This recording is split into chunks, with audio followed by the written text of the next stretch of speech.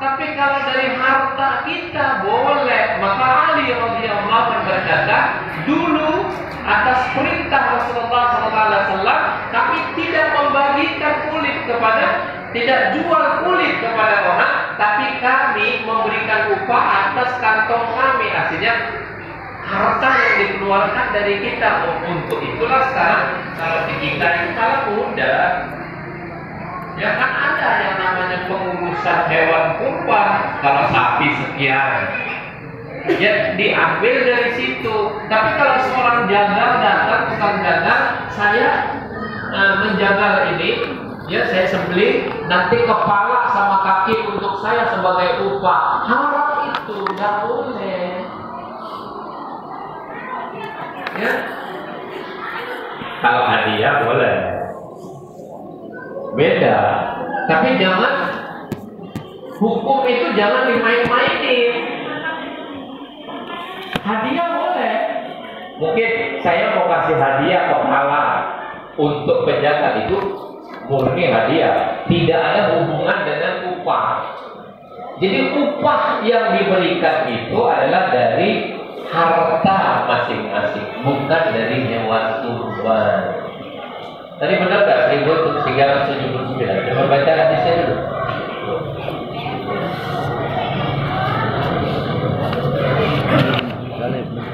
Dari Ali bin Abi Thalib yang berkata, saya diperintah oleh Rasulullah SAW buat mengurus kurban-kurbannya, dan supaya saya bagikan daging-dagingnya dan kulit-kulitnya dan pakaian-pakaiannya kepada orang-orang miskin.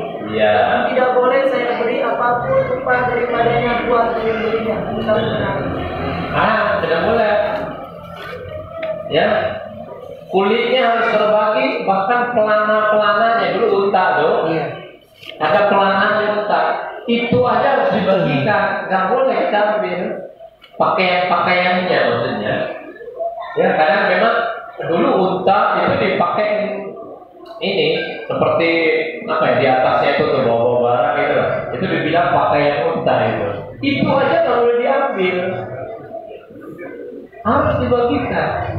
Dan tidak boleh diberi upah dari hewan sembelihan.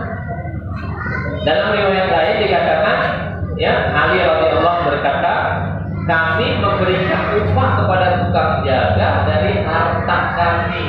Artinya dari uang yang kita kumpulkan, apa-apa. Ya, selesai kira-kira? Apa lagi?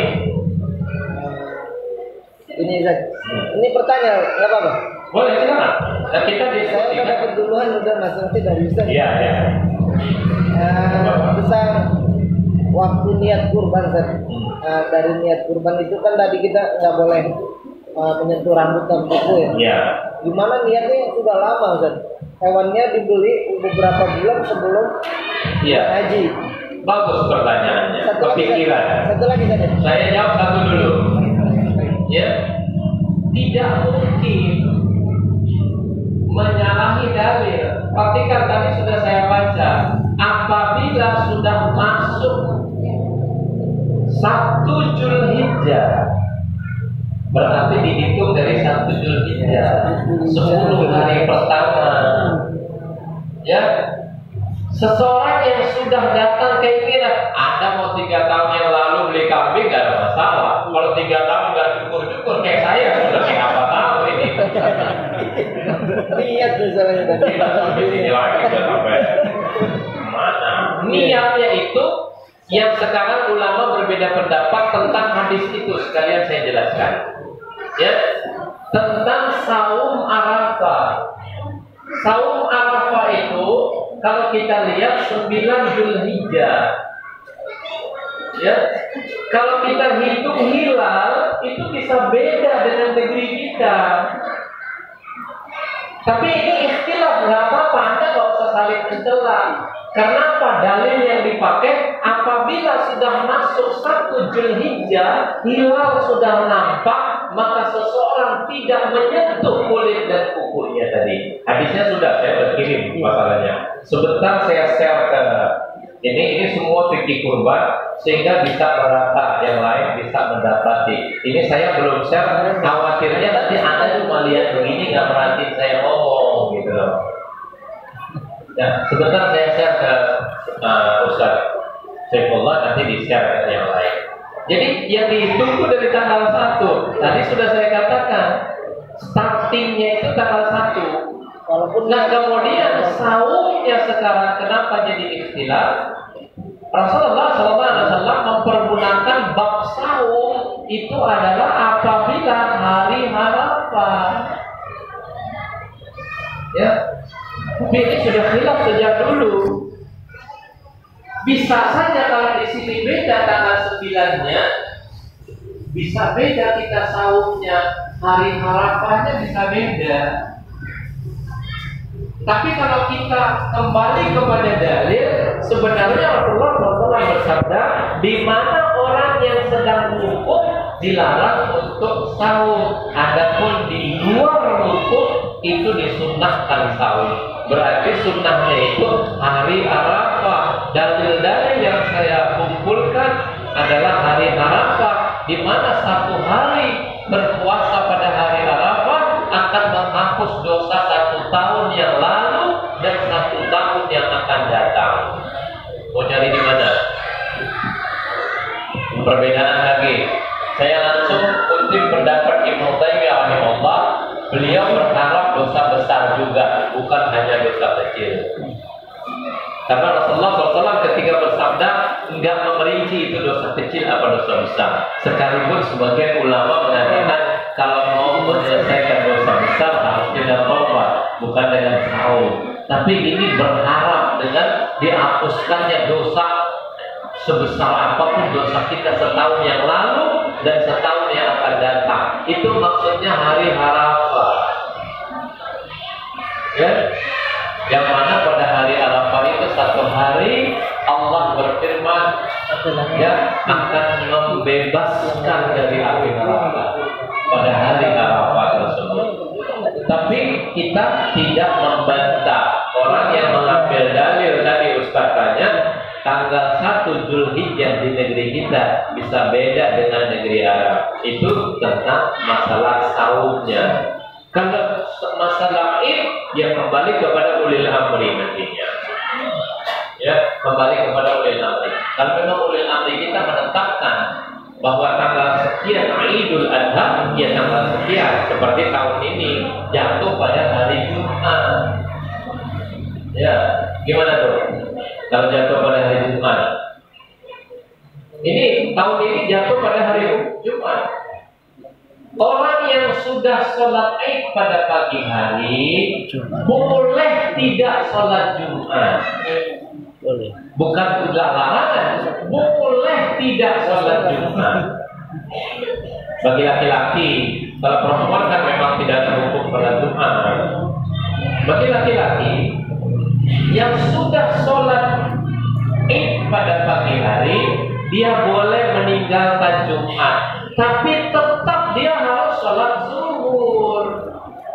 Pendapat Imam As-Sawqani sudah dibantah oleh Al-Hafiz Ibnu Hajar bahwa beliau adalah keliru mengutip Jubair radhiyallahu anhu ketika sudah sholat Id pada hari Jumat, beliau tidak keluar untuk sholat Jumat. Beliau sholat sendiri. Dalam riwayat lain, beliau tidak melakukan sholat. Maka dipegang oleh Imam As-Sawqani mengatakan zuhur tidak ada juga. Ini dibantah.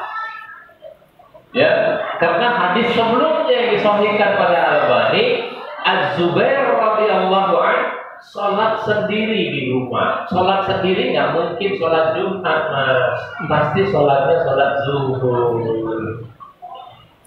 Jadi bagi bapak-bapak yang sudah sholat Id Jumat ini boleh untuk tidak sholat Jumat. Kan ada sebagian masjid menyembelih hari Jumat itu juga. Gak apa-apa. Bagi panitia gak sholat Jumat gak apa-apa. Tapi kalau dalam dalil imam tetap harus mengadakan Jumat. Artinya di situ tetap di masjid tersebut harus diadakan Jumat, harus dikumandangkannya azan, karena khawatir Bagi boleh kan? Dengan sengaja tidak sholat Id aja nggak ada masalah kan? Tidak terkena sanksi dosa. Tapi kalau sengaja meninggalkan Jumat, kecuali pandemi, memang tidak ada sholat Jumat, itu beda. Memang masjid tidak mengadakan Jumat, ini beda. Tapi kalau pada kondisi normal, insya Allah sekarang sudah new normal. New normal, kan gitu kan? Sudah normal baru. Arti new normal, kalau mau keluar aja, mau mati aja. Itu new normal. Ya, silakan aja pilih. Gitu. Pilihan sudah dikembalikan kepada individu masing-masing. Nah, Jumatnya tetap harus ada. Karena khawatir tadi pagi banyak orang yang tidak sholat Id. Maka dengan demikian dia bisa sholat Jumat. Tapi kalau tidak sholat Jumat, penggantinya sholat zuhur seperti biasa. Ya, nah apalagi tentang kulit, saya kembali kepada kulit tadi sudah dijelaskan. Kalau di kami kebiasaan panitia ini menjual kulit kurban sebelum kurban malah dipotong kan. Kurbannya belum dipotong, tapi tukang kulit udah nyampe. Ada berapa yang bakalan mau dipotong, itu udah dijual duluan. Makanya ketika kita menyayat pun, tukang kulit ngawasin, bebek sobek gitu. Artinya mereka lebih berhak daripada yang kurban. Nah, persoalan tadi hadisnya kan dalam hadis hakim ini, siapa yang menjual kulit kurban itu tidak akan mendapatkan apa-apa dari hewan yang dikurban itu. Gimana kita menyerahkan panitia seperti itu? Begini. Dalam hal ini ada ijtihad. Kita jangan buru menyalahkan. Mungkin ini menjadi wakil. Tadi kan sudah saya katakan, kita tidak tahu juga kulit mau dikasih ke siapa. Kalau saya kasih kepada Ustaz Gofur, yang lain pengurus sosial, udah akhirnya diberembukkan. Saya jual kulitnya, nanti hasil jual kulitnya maka saya bagi beserta dagingnya. Wallahu a'lam. Ini ijtihad yang baru-baru ini sudah ada fatwa. Kalau memang tidak bisa melakukan hal-hal seperti keutamaan, inilah hasil terakhir. Kalau memang pernah terjadi di masjid kami dulu, sampai akhirnya kulitnya dikubur. Karena tidak mudah bawa, nggak bisa, orang nggak mau beli. Makanya sekarang orang sudah booking ya, maksudnya itu udah jatah saya loh, udah ada tukang kulitnya datang, kan gitu. Ya Allah malam, sebagian orang mengatakan tidak apa-apa karena selama hasil jual kulitnya itu diserahkan kepada yang berhak menerimanya. Tapi sebaik-baiknya kalau saya kembali kepada fatwa Lajnah Ad-Daimah Al-Buhut, beliau katakan begini, ketika ada seorang bertanya, kasihkan saja kulitnya kepada salah seorang yang pantas menerima, lalu terserah dia mau diapakan kulit tersebut. Atau tolong jualkan, ya, sebagai wakil kembali kepada ijtihad tadi. Sudah, mau diapain? Mau pilih yang paling utama atau yang kurang utama atau yang tidak utama, itu pilihan panitia. Kita mau terlepas bagi terlepas. Si pengurban nggak tahu. Pokoknya saya serahkan kepada panitia, tanggung jawabnya panitia. Oleh karena itu jangan jadi panitia sebelum jadi. Anda tanggung jawab di hadapan Allah nanti. Kalau tahu di bawah itu masak aja sendiri, jadi fitnah itu. Padahal boleh jadi yang dibawa masak itu adalah jatah-jatah si pengurban. Tapi fitnahnya apa? Itu sudah dimakan duluan itu. Sementara yang miskin dan ngantri, kita sudah sampai makan dagingnya itu. Ini tidak boleh, tidak ada jatah panitia. Perhatikan ini. Ya, tidak ada jatah panitia, nanti bisa zolim. Jadi kumpulkan aja upahnya, kasih upah panitianya. Tapi kalau mau kasih hadiah, tidak apa-apa. Tahu hadiah apa? umpama saya nyata, saya kasih jatah saya ini kepada panitia, itu hadiah anaknya. Karena sepertiga kau makan, sepertiga kau berikan kepada handai tolan, ya hadiah, dan sepertiga kau sedekahkan. Dari mana dalil sepertiga? Dalam surat Al-Hajj ayat yang ke-37 itu pembagian jelas 3. Sebagian kau makan kata Allah, sebagian kau berikan orang yang tidak meminta, berarti hadiah. Orang mampu nggak minta. Dan sebagian kau berikan yang meminta, berarti sedekah. Ya, itu pembagiannya. Jadi bukan tanpa dalil. Cuma Imam Syafi'i rahimahullah berkata ini juga hasil ijtihad sepertiga. Karena 3 bagian tadi, sepertiga kau makan, tapi kalau dalilnya nggak ada, sepertiga itu nggak ada. Cuma kata Allah, sebagian kau kasih hadiah, sebagian kau kasih sedekah, sebagian kau makan. Karena 3 pos ini, maka Imam Syafi'i rahimahullah berijtihad mengatakan sepertiga kau makan, sepertiga kau hadiahkan, sepertiga kau sedekahkan. Hadiah kepada orang mampu, ya. Yang namanya sedekah pasti orang yang tidak mampu. Bagaimana kalau hadiahnya lebih besar daripada sedekahnya? Ya akhirnya tidak kena sasaran. Tadi kembali kepada dalil utamanya untuk siapa sih korban itu? Ayo baca lagi 1379 tadi. Sasaran utamanya itu apa? Dalam surat Al-Hajj ayat 28. Ini lupa kita. Orang kebanyakan itu ya ngambilnya itu surat Al-Hajj ayat 37. Padahal ayat pertama turun itu ayat 28. Jangan lupa itu. Makanya tahun pertama itu gak boleh menyimpan daging selama 3 hari. Harus habis semua dibagi. Tahun kedua karena sudah mapan boleh disimpan. Tahun pertama kurban itu gak boleh simpan daging. Harus terbagi pada hari. Tidak boleh lebih dari 3 hari. Harus hari tasrik kan? Hari tasrik itu makan dan minum. Jadi harus habis terbagi. Gak boleh lebih dari 3 hari disimpan. Kemudian sahabat bertanya, bagaimana tahun ini? Apakah seperti tahun yang lalu? Tidak, kata Rasulullah. Boleh menyimpan. Ya. Sasaran utamanya coba dibaca ayat 22 ayat 28. Surat yang 1379. Iya, itu masuk dulu hadisnya. Iya. Surat 22. Hadisnya dulu atau Al-Qurannya dulu? Ya. Hadisnya dulu. Kita baca hadisnya dulu. Mana juga boleh kalau tidak ada Al-Quran juga ayat dulu. Mana duluan boleh? Dari Ali bin Abi Thalib, ia berkata,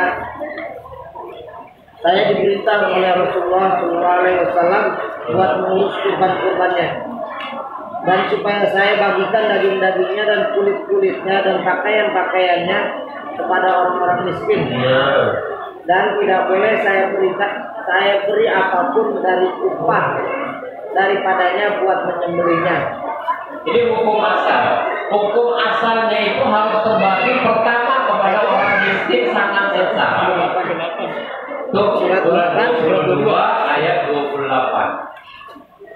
Itu pasal yang ini hukum asalnya memang seperti itu.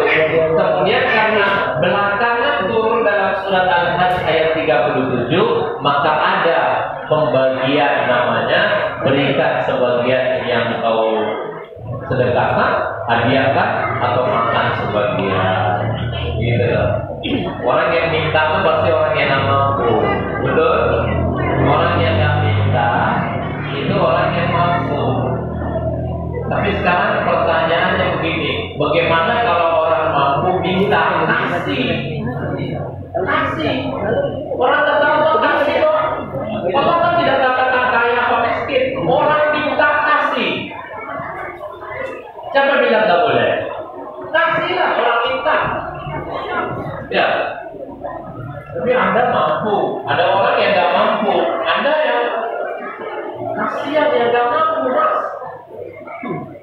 Tapi kalau ada yang ngasih, ya nggak usah juga belagu lah, ambil aja. Kemudian bisa dikasih kepada yang lebih membutuhkan. Kan nggak apa-apa. Coba baca surat 22 itu Al-Hajj. Agar mereka menyaksikan berbagai manfaat untuk mereka dan agar mereka menyebut nama Allah pada beberapa hari yang telah ditentukan. Ya. Atas rezeki yang Dia berikan kepada mereka berupa hewan ternak, maka makanlah sebagian darinya dan sebagian lagi berikanlah untuk dimakan orang-orang yang sengsara dan fakir.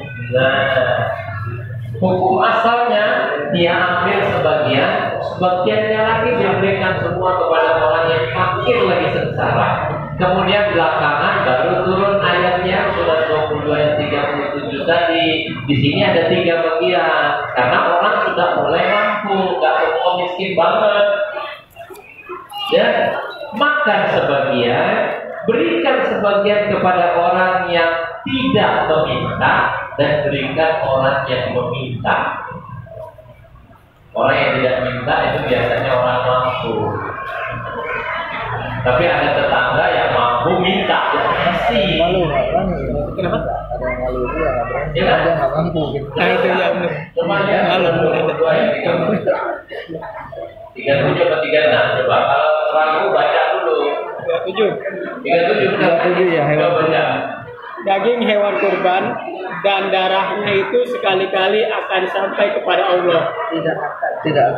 Tidak akan sampai kepada Allah, tetapi yang sampai kepadanya adalah ketakwaan kamu. Demikianlah Dia menundukkannya untukmu, agar kamu mengagungkan Allah atas petunjuk yang Dia berikan kepadamu. Dan sampaikanlah kabar gembira kepada orang-orang yang berbuat baik.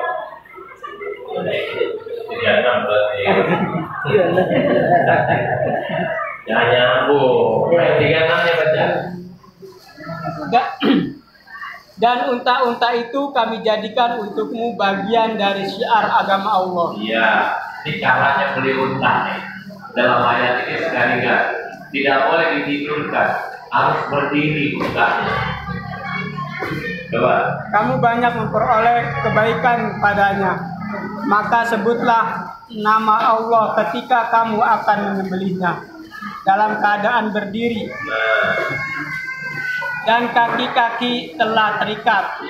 Kemudian apabila telah rebah mati, maka makanlah sebagiannya dan berilah makan orang yang merasa cukup dengan apa yang ada padanya. Dalam kurung tidak meminta-minta. Dan orang yang meminta, demikianlah kami tundukkan unta-unta itu untukmu agar kamu bersyukur. Iya. Makanlah sebagian, berikan orang yang merasa cukup. Artinya dia tidak minta dan yang meminta. Jadi kalau ada yang datang minta, ya orang ketawa kasih. Gak usah lagi kamu kan kaya, kamu ini gak usah itu minta. Mereka tahu kasih aja. Begitu ya. Apa lagi? Tapi kalau kita tahu dia mampu, didahulukan yang mana? Kembali kepada asal hukumnya, karena ayat itu bertahap turunnya. Al-Baqarah kalau kita lihat tahun pertama itu turun bukan 22 ya 28 tadi.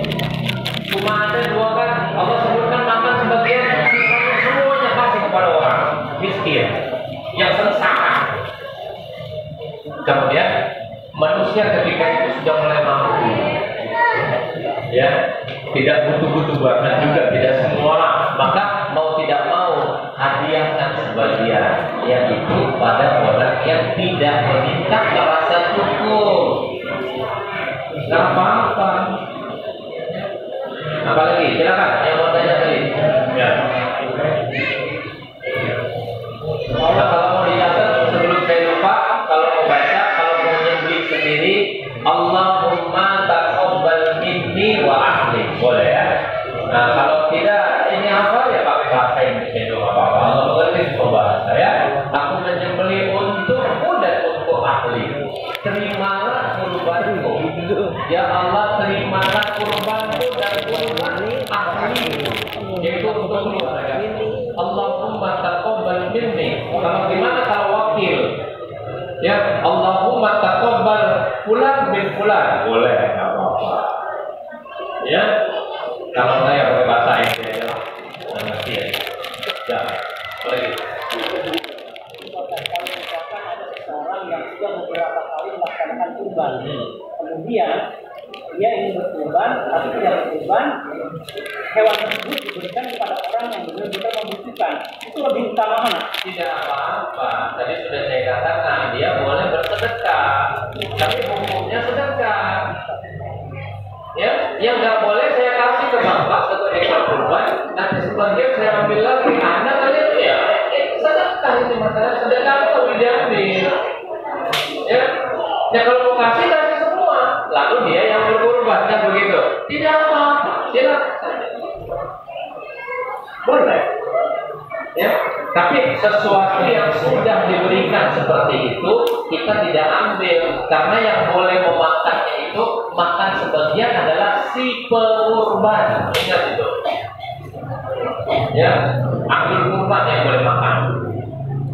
Yang lain berikan hadiahkan untuk sedekah. Itu ya, boleh nggak apa-apa. Apa lagi?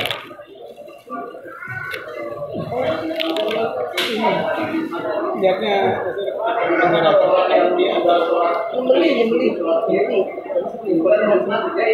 Enggak apa-apa.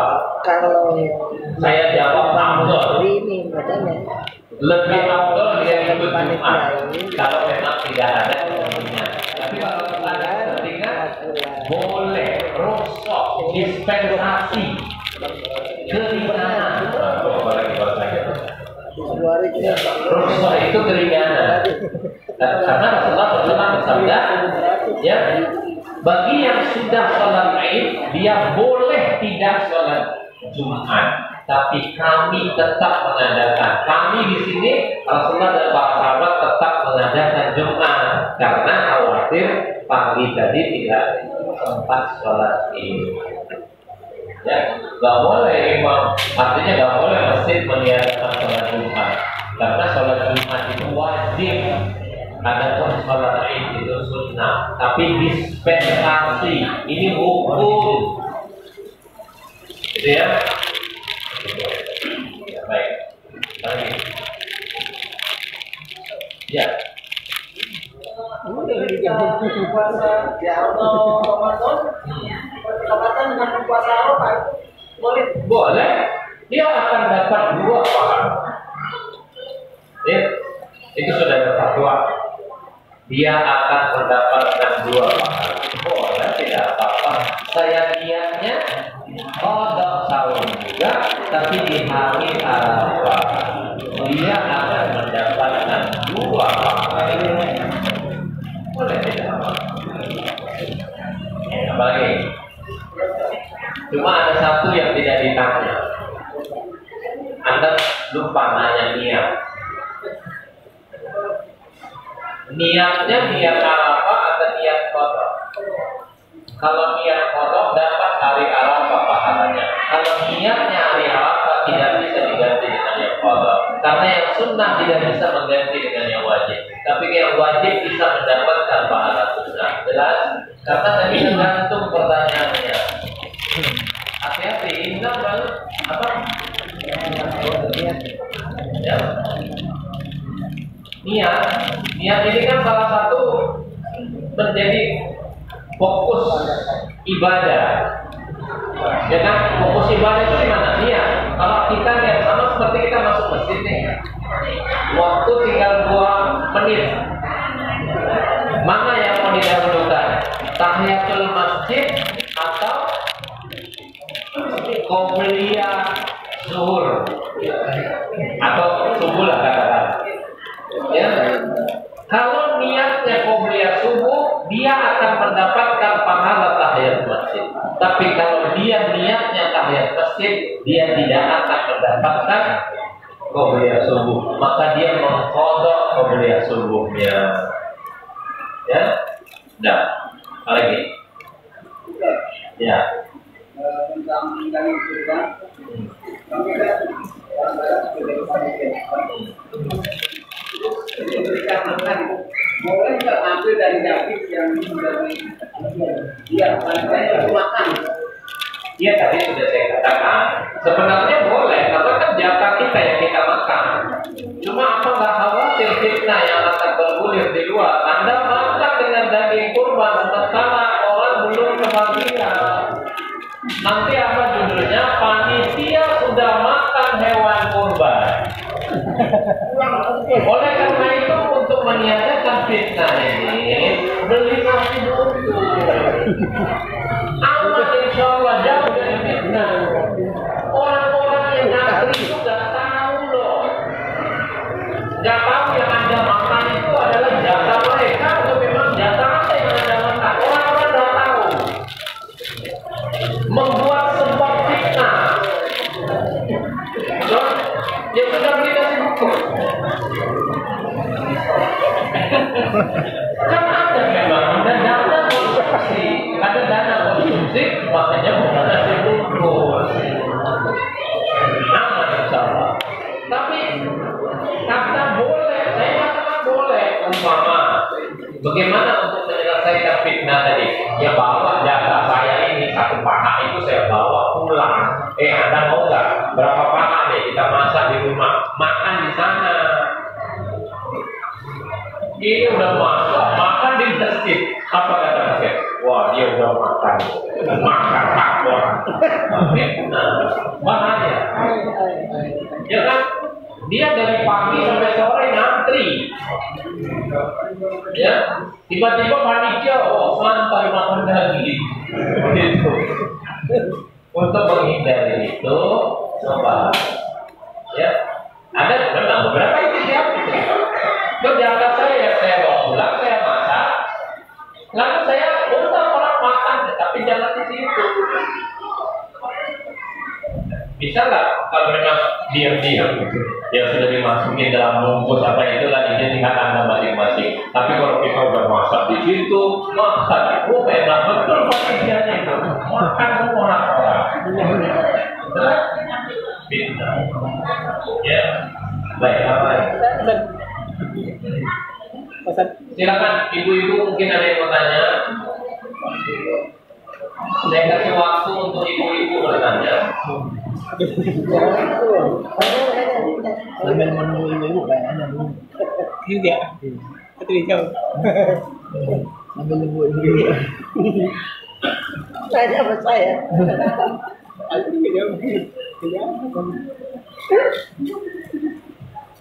Bahkan di sini dalam Minhajul Muslim ini terdapat Ibnu Taimiyah rahimahullah. Sebenarnya yang utama itu adalah membagikan kepada fakir miskin sesuai dengan dalil awal. Kata boleh dengan kata hukum asal ini ada perbedaan.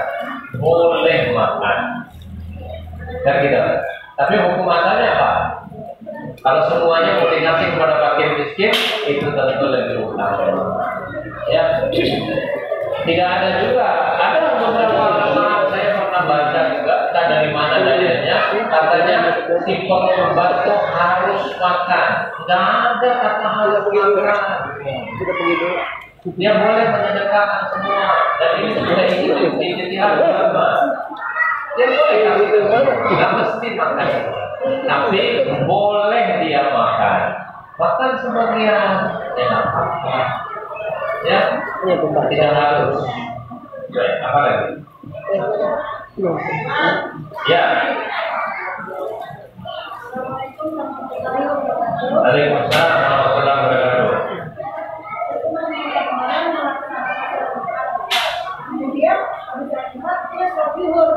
Kalau kita sobihur, kalau tadi bilang nadanya. Ada benar-benar kita biarkan. Baik. Sekarang tanya dulu. Kenapa dia sholat zuhur setelah sholat Jumat? Sebelum kita menghukumi orang tanya, siapa tahu dia sedang mengqadha. Qadha sholat yang tertinggal. Tak boleh. Ya kan? qada sholat yang tertinggal. Tapi kalau tidak ada sebab dia setelah Jumat dia sholat zuhur, ini bikin hukum sendiri. Suka-suka dia. Karena tidak ada dalil. Orang yang sudah sholat Jumat maka sudah terlepas kewajiban zuhur. Ya, kalau dia mengadakan dengan sengaja sholat zuhur lagi setelah sholat Jumat tanpa ada sebab qada, maka dia mengadakan hukum sendiri. Ya. Jadi makanya sebelum kita menghukumi orang, tanya dulu. Anda sholat Jumat apa nih? Setelah sholat Jumat Anda sholat zuhur, sholat apa? Paling-paling kebanyakan yang pernah saya dapati, dia merasa tidak sah sholat Jumatnya karena tidak terkumpul 40 orang pemukим. Hadisnya maudhu, lemah, sangat lemah. Bahkan Imam Al-Albani mengatakan maudhu, palsu. Kenapa kata beliau palsu? Karena Rasulullah SAW dalam hadis 476 pernah sisa 12 orang sholat Jumat sah. Tuh untuk membantahnya. Coba baca 476. Itu cuma 12 orang sholat Jumat sah. Tidak mesti 40 orang. Adapun dalil yang mengatakan 40 orang, ya, Imam Asqalani dalam Bulughul Maram mengatakan hadis sahih. Ya. Baca hadis 476 dulu.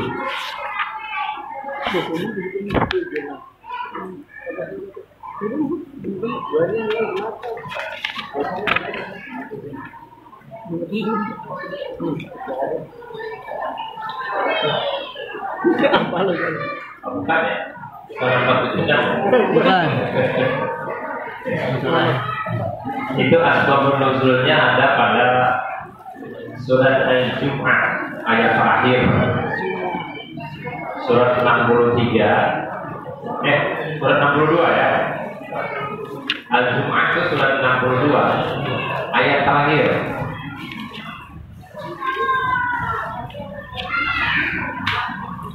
Empat 472 hadisnya. Lengkap dikit. 472.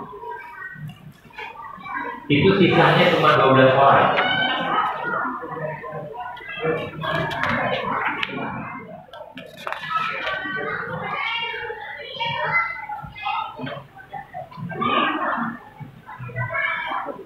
Silakan.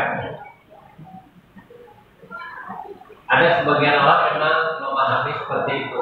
Jadi habis Jumatan, kita dilihat pendatangnya lebih banyak daripada pemukimnya. Kalau pemukimnya tidak memadai 40 orang, maka dikatakan Jumatnya tidak sah. Hadisnya lemah. Ya. Nah, sekalian buka hadisnya 491. Itu. Nah, ya.